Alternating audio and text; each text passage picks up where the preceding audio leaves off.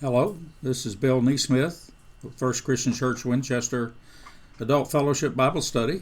I hope you had a good Bible study last week, a study of Esther. I realize it was a long study, but the comparison of the Apocryphal version and the traditional Old Testament version should have made a very good lesson for you. Today we're going to look at Psalms 151.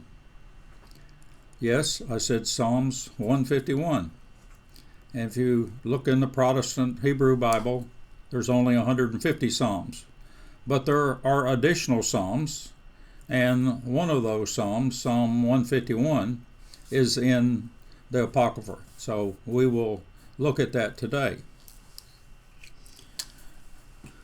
Psalm 151 is that additional Psalm.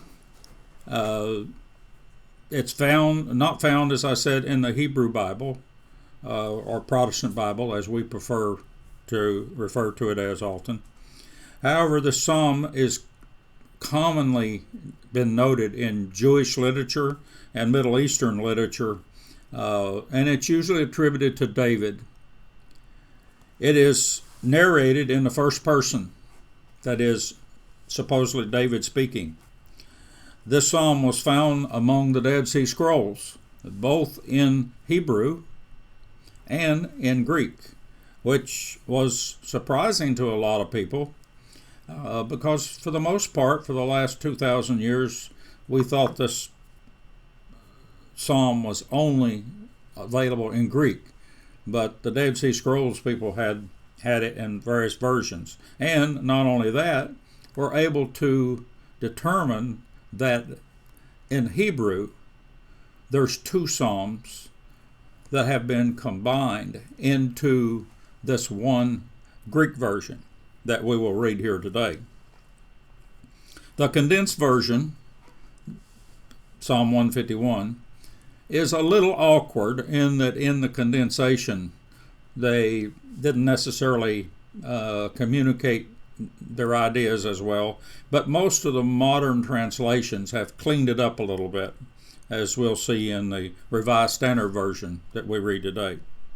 Its text is straightforward and well understood. It's poetry. For those who know the story of David, and if you don't know the story of David, go to Samuel. The story's there. That's basically where you would find the story of David. This Psalm 151 contains only 7 verses. They're short.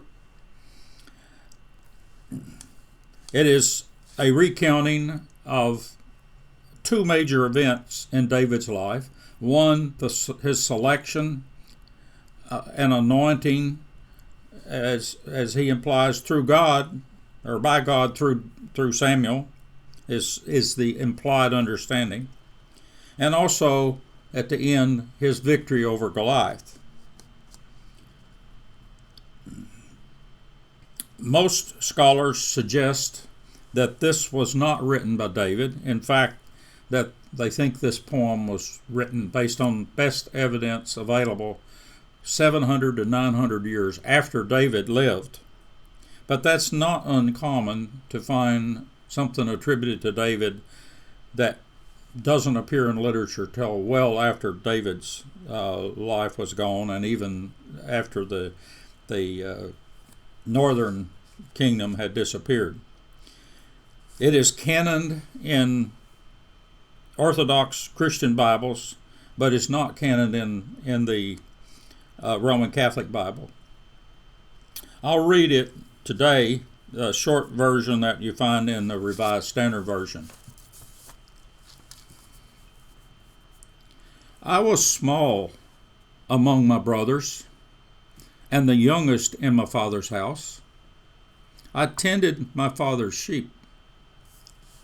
My hands made a harp, my fingers fashioned a lyre. And who will tell my Lord? The Lord himself? It is he who hears. It was he who sent his messenger and took me from my father's sheep and anointed me with his anointing oil. My brothers were handsome and tall, but the Lord was not pleased with them. I went out to meet the Philistine, and he cursed me by his idols. But I drew his own sword. I beheaded him and took away the disgrace from the people of Israel. As a boy, I was fascinated with the story of Daniel because he used a sling and a rock. And so I was kind of surprised when I read this story that there was a sword involved in it. I remembered the sling and the rock, so I had to go back and look at Samuel to see what was there. And you might have to do a similar thing. I might note that in the Arabic version of this, it is the sling that David used to slay Goliath, but not so in either the Hebrew versions or the Greek version. But, of course, realize the sling is still popular, even today, in the Arabic part of the world. You'll even see sometimes in the street violence scenes, those people are using slings to sling rocks at one another. The additional lines in the first Hebrew poem that do not get translated over into this version were simply more details about Samuel's anointing of David and the significance of the event. It also outlines in greater accolades towards God. I'll read just a little bit of that translated into English. Who can proclaim? Who can bespeak? And who can recount the deeds of the Lord?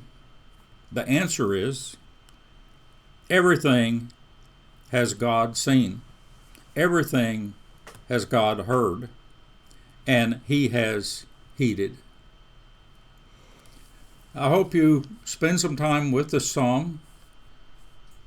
It's, of course, not unlike in many ways some of the other 150 psalms, but it is one that most of us have never encountered unless you have spent some time with the Apocrypha.